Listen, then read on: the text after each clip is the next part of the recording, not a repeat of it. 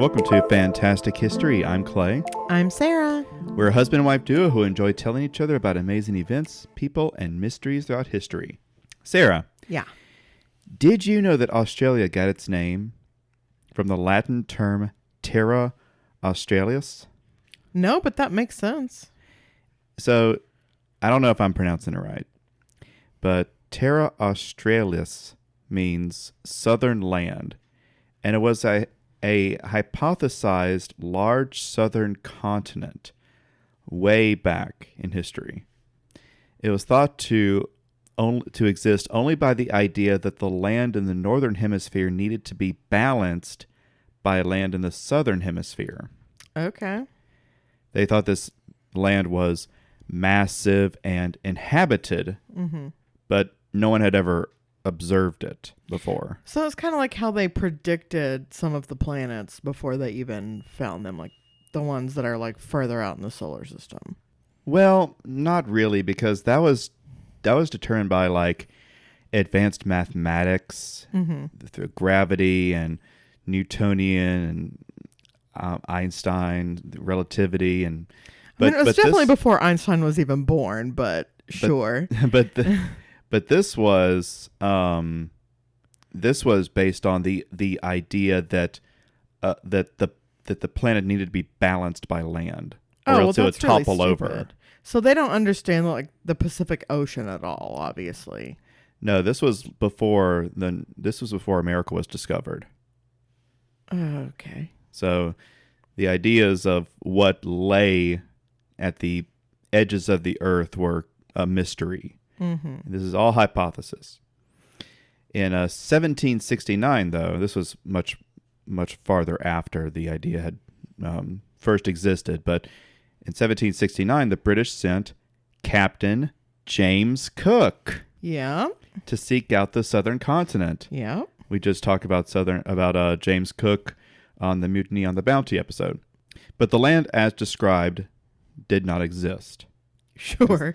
They thought this was a huge land that came up much farther north than they were seeing. Cook did add that whatever lay south of the 40th parallel south, was unknown to him. So there might be something further south. He just wasn't able to get there because it was too dangerous to travel that far south at that time. Okay. This circle of latitude is just south of Australia. So, unbeknownst to them, the actual southern continent was much farther south. Since the concept of Terra Australis faded after this, the name was appropriated to the landmass that was at the time called New Holland. Right. Calling it Australia. But we are going to talk about Australia today. Then why the hell have you just put me through this? Because we're going to talk about that very southern continent. Antarctica. Oh, okay. By the late 1800s, almost all of the world had been discovered. All that was left was Antarctica. It was first discovered in 1820, but it took almost 75 more years before there were any expeditions to the icy continent. It seems once Belgium started, the rest of the world jumped into the foray. Because this was the last unexplored world, it was like it got sort of an exciting luster about it. Sure. It was hostile and deadly. Yeah, you get there and it's just ice. It's just ice. Big deal.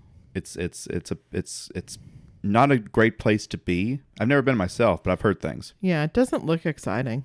But the prize of charting this land and being the first one to make new discoveries, such as the location of the South Pole, brought a wide variety of explorers.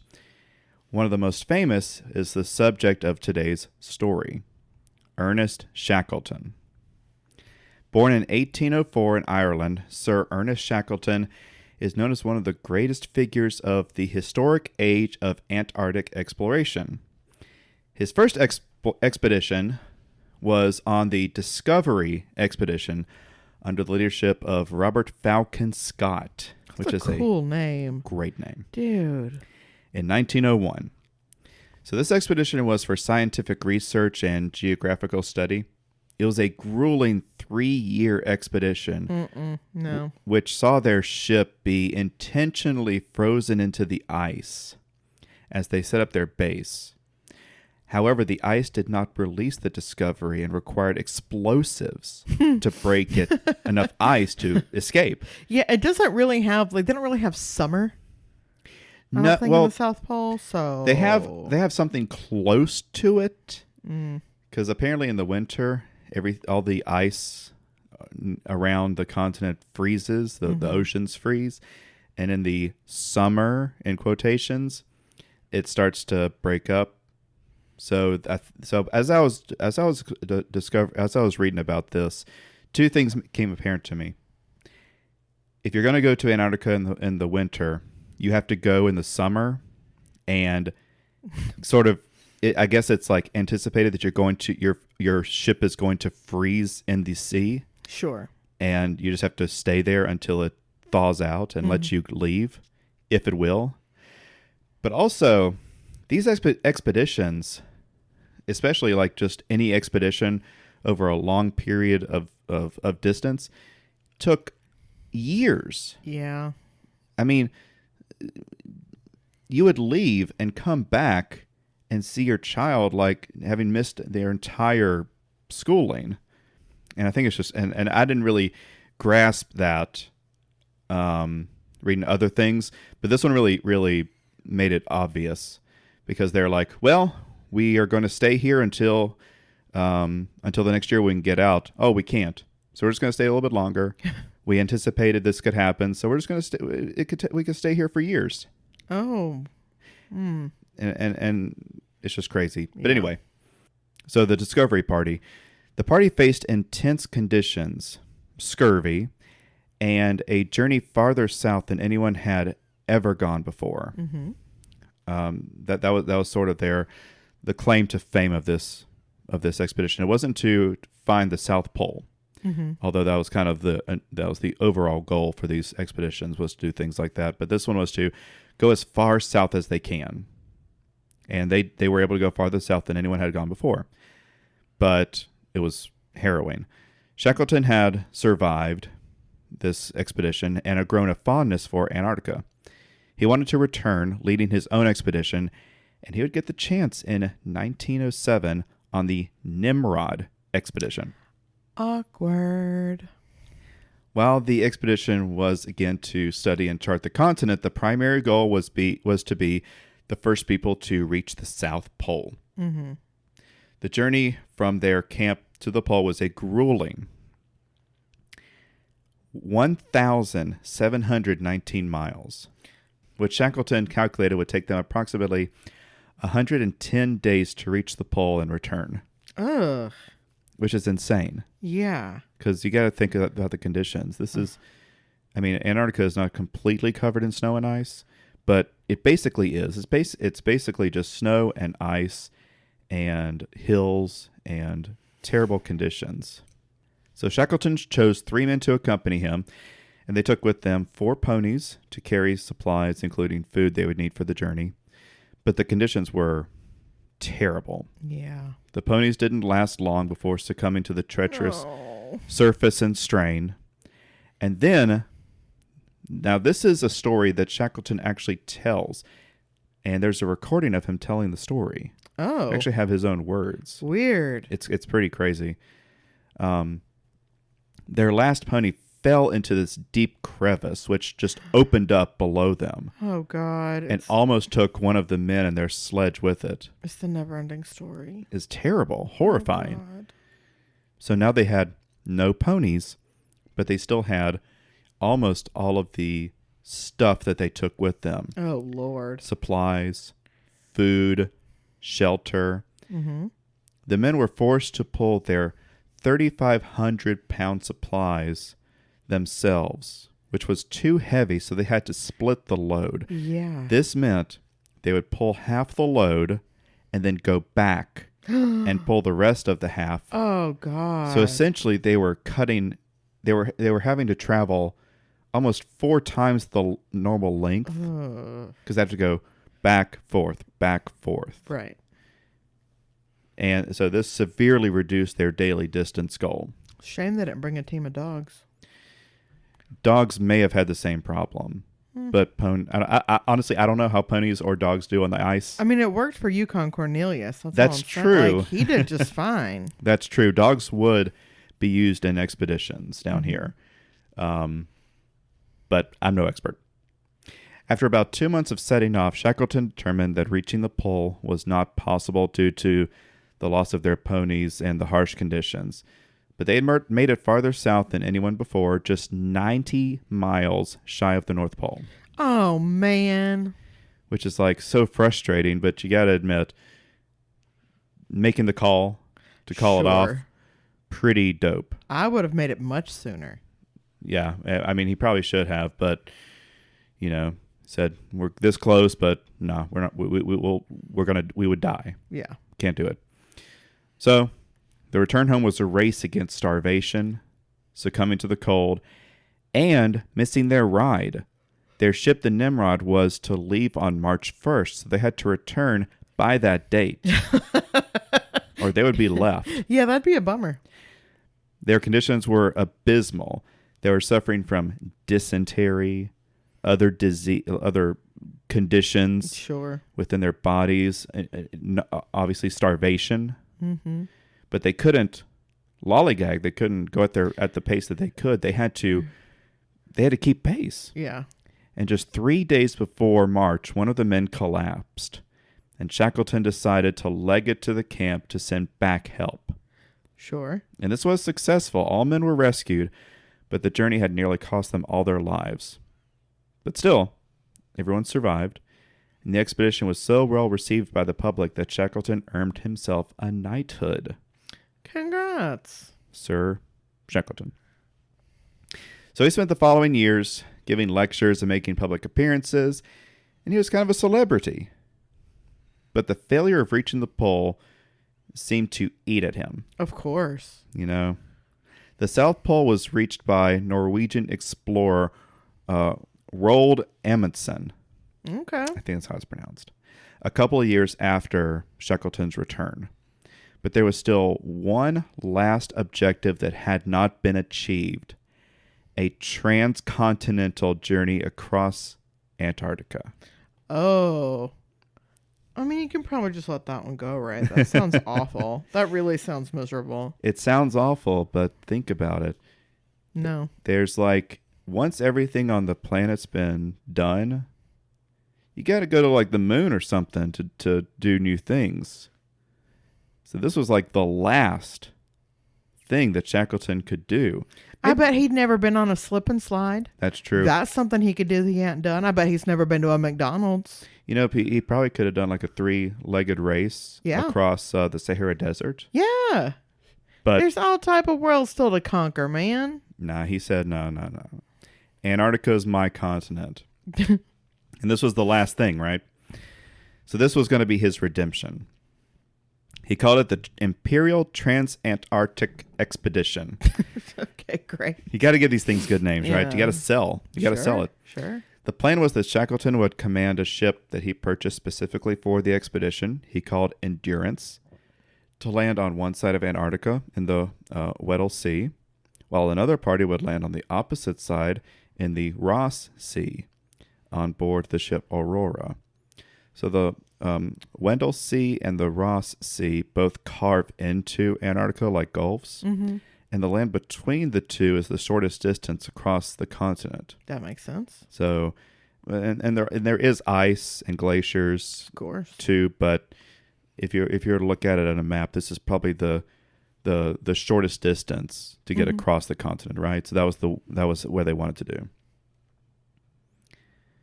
The Ross Sea party would head into Antarctica with supplies and leave depots along the way in hopes of meeting up with Shackleton's party as they're coming the opposite direction. And then Shackleton's party would have these resupplies as they, sort of came the same way that the Ross party was going. Endurance carried 27 men, 69 dogs, nice, and one cat named Mrs. Chippy. Oh my God, I love her. It also carried sleds to be pulled by dogs, as well as a couple of motorized sleds. Oh shit! What year is it? This is 1914. Dang. Yeah. Okay. The Endurance was a coal-powered steamboat with three mast sails, specifically designed to sail through icy waters. Okay. Pretty good idea. Endurance headed for Antarctica on December 5th, 1914, but only 2 days later they encountered pack ice farther north than they were anticipating. Uh-oh. The thick ice required maneuvering around, which slowed their progress, but they were still very far away from their destination, which meant it was going to get worse the closer they got. On the 22nd, the ice relented and they were able to continue southward at a reasonable pace. By January, they were starting to see glaciers and land, but Shackleton wanted to move a bit further south to closer to their arranged landing spot. Mm-hmm. On January 18th, however, the Endurance became encased in pack ice from all sides, and it sealed them in. And they were now at the mercy of the ice, being only a day from their landing spot. Now the ice was very slowly moving them away from the land. Oh. Shackleton told his crew that it looked like the Endurance may be stuck for a long time, so they may be forced to stay on board through the winter. Oh, God. And it was currently the Antarctic summer. Uh-oh. So they were going to be there for 9-10 months. Uh-oh. But in private, he shared with the ship's captain, Frank Worsley, these words: "The ship can't live in this, skipper. It may be a few months, and it may only be a question of weeks or even days, but what the ice gets, the ice keeps." Oh, dear God, that's haunting. I love it. Yeah. Ooh. So the men would attempt to free the Endurance with ice picks and saws, but the ice was too thick and extended far in all directions. Yeah. So there was just no way. So the men on board survived their trapped ship and tried to keep morale high with music and exercise and celebrations. Luckily, they didn't have forced dancing like on the Mutiny I was or the just Bounty. thinking about that. Could go very wrong for you guys. Don't inspect their fingernails either. Seriously, I think Shackleton was a much more... Normal? a much better captain. Sure. I'm not even sure if he was technically the captain of this ship or if he was just the leader of the expedition, but Gotcha. he seemed to get along with his folks a lot more, which is probably a good considering the situation they're about to be in. Uh-huh. Crew members reported that the ship was not stuck in a fully solid mass. The ice would adjust, breaking up and refreezing, which caused pressure on the ship's hull. Oh. Threatening to crack it like an egg if the conditions were right. Oh. This was the fear as they spent months on the ship, just hoping that when the winter ended, the ice would break up and they would be able to sail to safety. But on September 30th, the pressure of the ice squeezed the Endurance like never before. The hull bent and split, giving off the sound of heavy fireworks, and water began to pour in. Uh-oh. Attempts were made to pump the water out, but after a couple of days, Shackleton gave the order to abandon ship. Days. The crew salvaged everything they could from the ship and camped directly on the ice floe. They called it Ocean Camp. Oh, that's kind of cute. Then on the morning of November 21st, a little less than a month after this incident, the Endurance began to slip into the ice. Oh, my God. Nearly a year after setting off on this grand expedition, it was over. Yikes. No coming back from a ship that has just sunk. Yeah. Mm-hmm.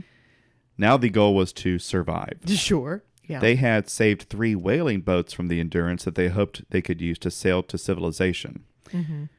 Initially, the plan was to march as far north as they could to escape the ice and launch the boats.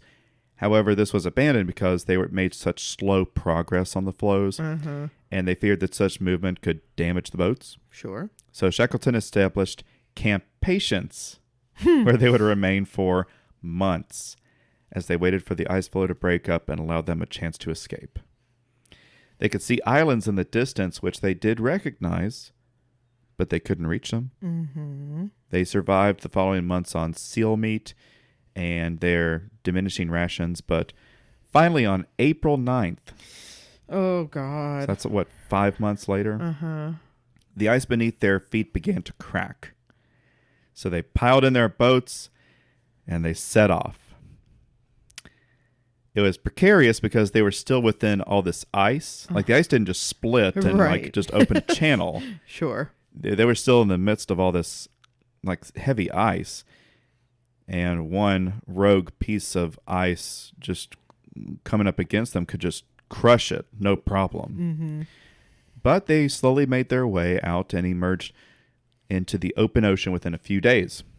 Shackleton had initially preferred a destination, but conditions were so poor and the men were soaked and they were cold and hungry.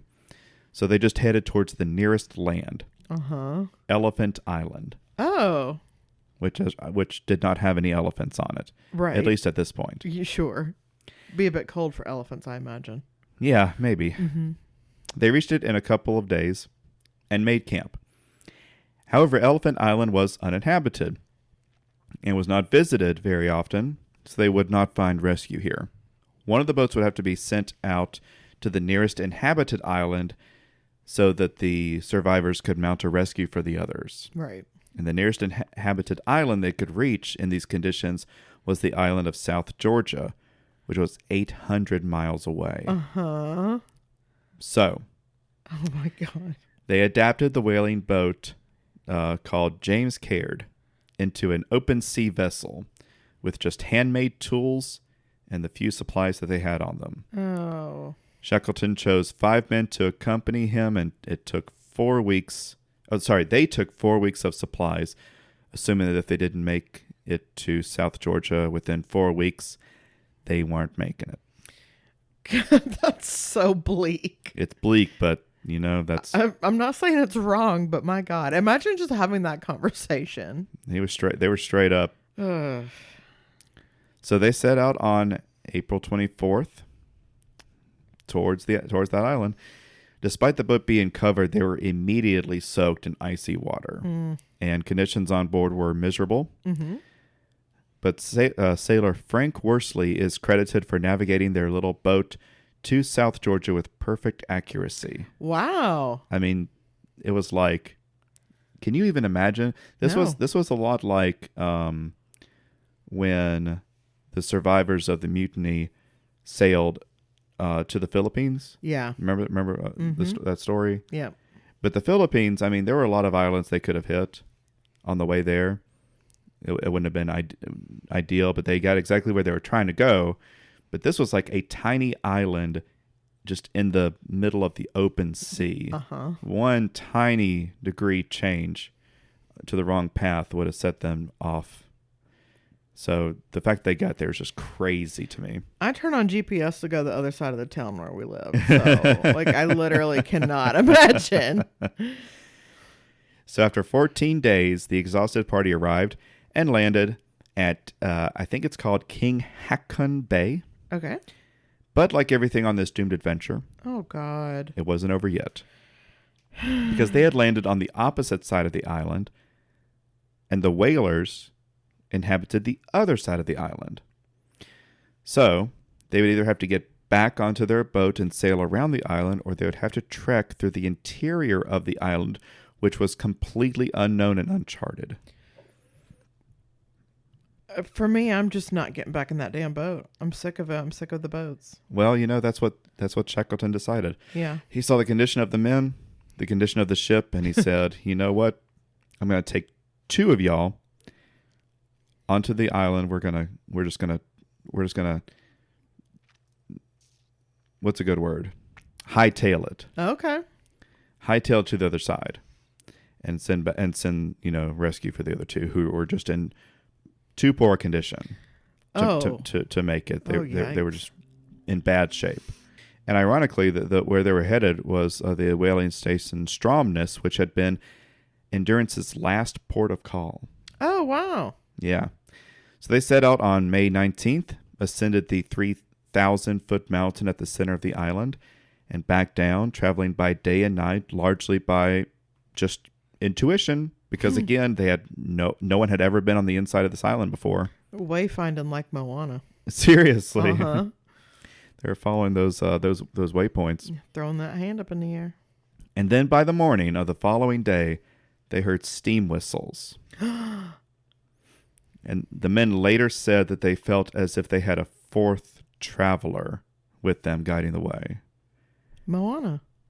No, it wasn't Moana. Oh. Actually, the fourth traveler is something that's very common with people like in extreme situations. They feel like that they report feeling as though there is another party member with them, guiding them to, like, helping them get to wherever they're trying to get to and survive. Okay. It's really strange. No, it's ghosts. It could be. No, it is. So after they reached Stromness, they saw to it that the other men left behind on the island were rescued, and then Shackleton set out to rescue the survivors on Elephant Island. But this also proved a challenge. Yeah. 3 attempts were thwarted by thick ice and bad conditions, caused them to have to retreat. This ice is a problem. Give it up. That's horrible. The men on Elephant Island expected rescue within a month, but this proved too optimistic, as they were there throughout the winter months. You wouldn't think they'd have any optimism left in them at this point. I know. So this unexpected delay caused them to run low on food because they hadn't been preparing their food reserves. Sure. The camp was despondent and believed that rescue was not coming, and the decision was made to set out for Deception Island on October 5th. That is a bad omen. Stay where you are.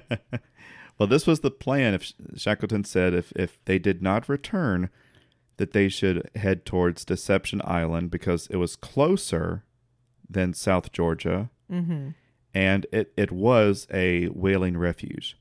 But he didn't go that way because at the time the conditions were much more dangerous going there. Sure. And much more favorable going to South Georgia.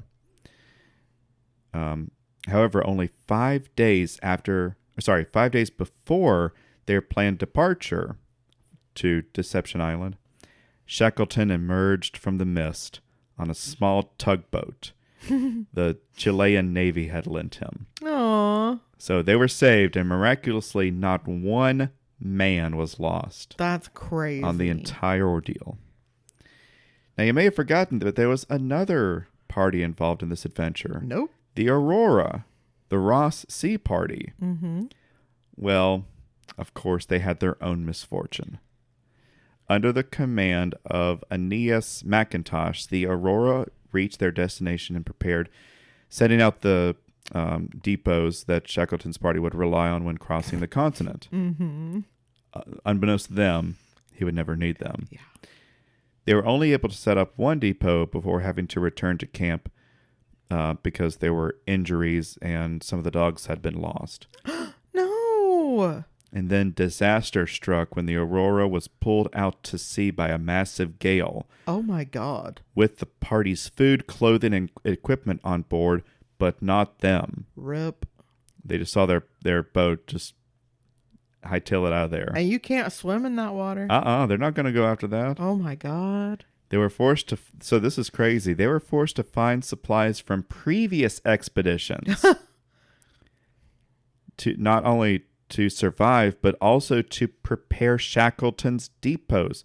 Oh, Jesus. Because Shackleton was going to rely on those resupplies, and if McIntosh didn't make that happen, then Shackleton and his men might die. So he was like, we have to fulfill our mission, or these men could die. We can't let that happen. Yikes. So they had to rely on leftover supplies from previous expeditions to not only survive themselves but also complete their mission, which is crazy to me. That is crazy. So McIntosh was able to successfully lay all of these resupplies, but at a great cost. As they returned from their mission, they developed scurvy, and one man died on the glacier. Dang.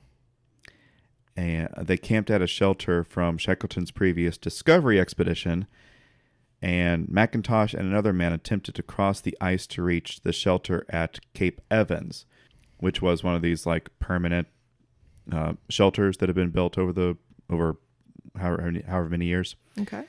But they were never seen again. Uh-oh. The other survivors eventually did reach Cape Evans and stayed there until they were rescued by Shackleton after the Aurora was found adrift and repaired. They had reached Antarctica in January 1915, and they were rescued in January 1917. Nope. They were there for 2 years. Nope. Crazy. Shackleton would attempt one last expedition to Antarctica in 1922. Okay. But this was going to be a much more modest journey, focused mostly on exploration of islands around the continent and to circumnavigate the continent. I think he was like, I'm not going to do that again. I would hope so. However, when they were in port in Rio de Janeiro, en route to Antarctica, Shackleton suffered a heart attack. Uh-oh. He refused medical attention and arrived back at South Georgia on January 4th, 1922. The following morning, he suffered another heart attack. Oh, my God. This one was fatal. Yeah. Maybe if you'd gotten the first one looked at. Maybe. Or maybe he knew. You know, who knows? An autopsy revealed that Shackleton had a heart defect called atrial septal, which is also called hole in the heart. Okay, wow. That's pretty descriptive. Yeah. At the request of his wife, Shackleton was buried on South Georgia, overlooking the Antarctic Sea. That's nice. Yeah, it's appropriate. One last note. The Endurance was rediscovered in 2022. Oh. On the icy seafloor. Oh. Yeah. Weird. So it's pretty cool that even today we're finding new things about perhaps the greatest survival story in history. I don't know, man. I feel like you've done a lot of survival stories. Maybe. I mean, maybe not a lot, but like several. I don't know if this is the greatest. It's pretty insane. It's quite cold. It's very cold. Coldest. Surviving out on the ice. Yeah. Boat getting crushed. Yeah. Man. It's nuts. I think my favorite survival story was Mutiny on the Bounty because he got to do the I lived bitch reveal. And to me, that's a much cooler survival story. That is very cool. Yeah. That is cool. He did escape cannibals. Mm-hmm. And yeah, it was pretty exciting. Yeah. Well, there you go. That is the story of Ernest Shackleton and his expeditions to the Antarctic death land.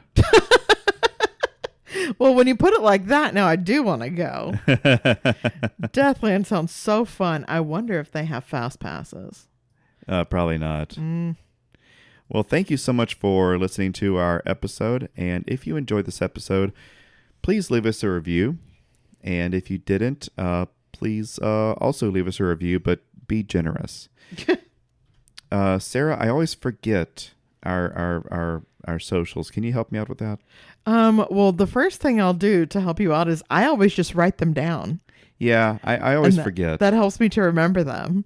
On Instagram and Threads, we are at Fantastic History Pod. Okay. See, now I'm going to get them wrong because like I don't have it written down in front of me. Is that even? It's Fantastic H Pod. Yeah, we're a Fantastic H Pod. There we go. On Instagram and Threads. Mm-hmm. And Fantastic History Pod is our Gmail. That's where you can reach us by email. And you can also find us on YouTube at Fantastic History Podcast. And TikTok as well. And we're on TikTok. We're ticking and talking. Rarely.